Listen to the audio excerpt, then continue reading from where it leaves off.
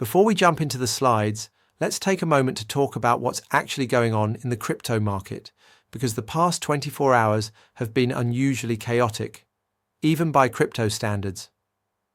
We woke up to a market that was suddenly deep in the red, with Bitcoin and Ethereum both breaking key levels that they've held for months. Social media was full of confusion, exchanges were showing huge liquidation spikes, and traders who were extremely confident just a day earlier were suddenly panicking or trying to unwind positions as fast as possible. And what makes this moment interesting is that it wasn't caused by one single headline.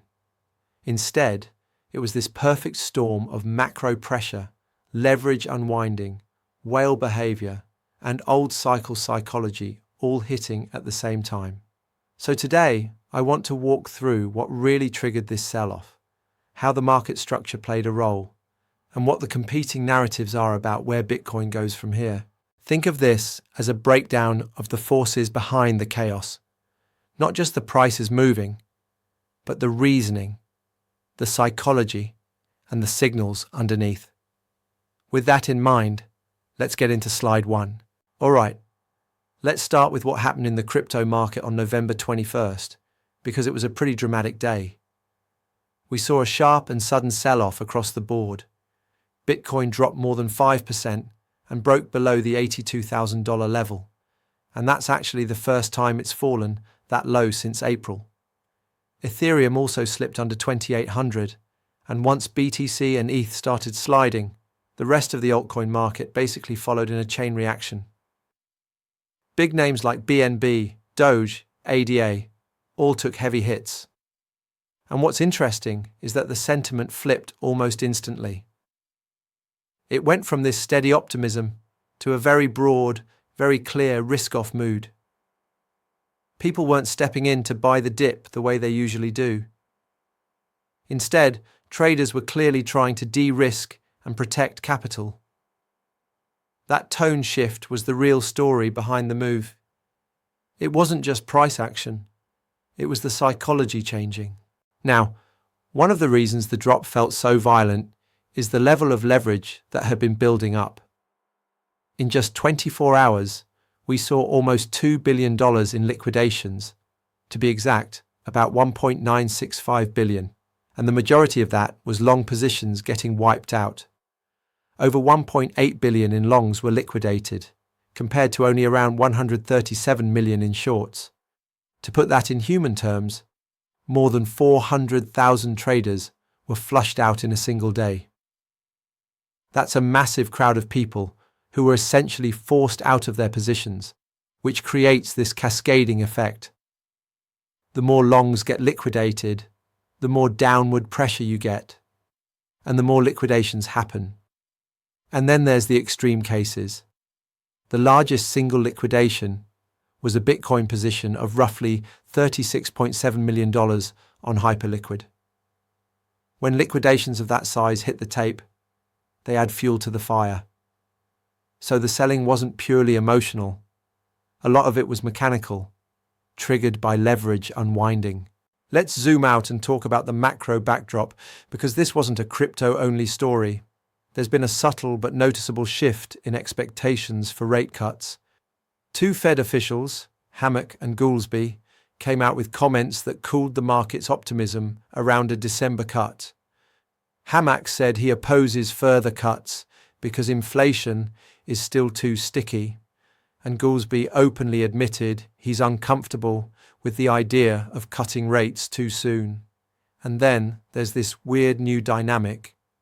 We're in a data vacuum. The cancellation of key economic releases, especially the CPI report, has created more uncertainty than usual. When the market doesn't know what the Fed is going to do, it gravitates toward the safest interpretation, which tends to be risk-off. Crypto reacted almost immediately. Rising real yields plus uncertainty from the Fed almost always put pressure on high beta assets like Bitcoin and Ethereum.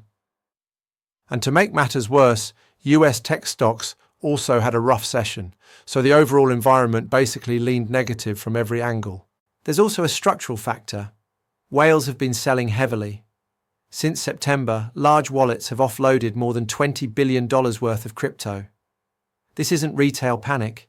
This is big, deliberate distribution. When whales sell into strength for months, it eventually catches up with the market.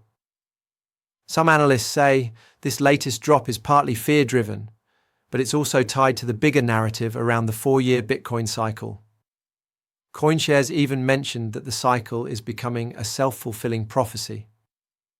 Right now, we're in what they call the autumn phase of the Bitcoin cycle, which historically lines up with corrective periods or temporary downturns. So you'll see a lot of analysts recommending profit-taking and reducing exposure ahead of what some call crypto winter. The timing fits the broader cycle, and the whale selling certainly aligns with that mindset. Now let's talk about the big question: what happens next? Because this is where opinions split sharply.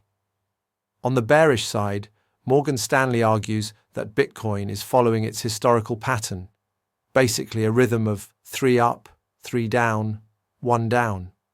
According to that framework, the market has already completed its 3 upward phases, and now we're in that downward period.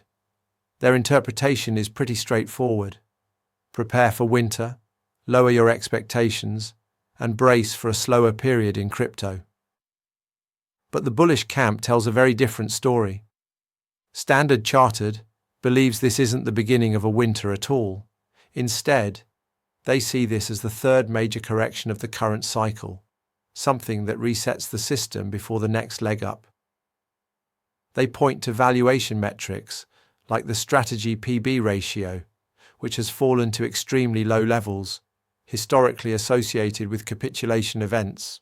In their view, that suggests the worst may already be over. They actually think we could see a rebound before year-end, and even made a bold statement. This could be the last time Bitcoin drops below 100,000. So the market is split, winter or final dip. But either way, we're at a pivotal moment, and the next few weeks will reveal which side is right.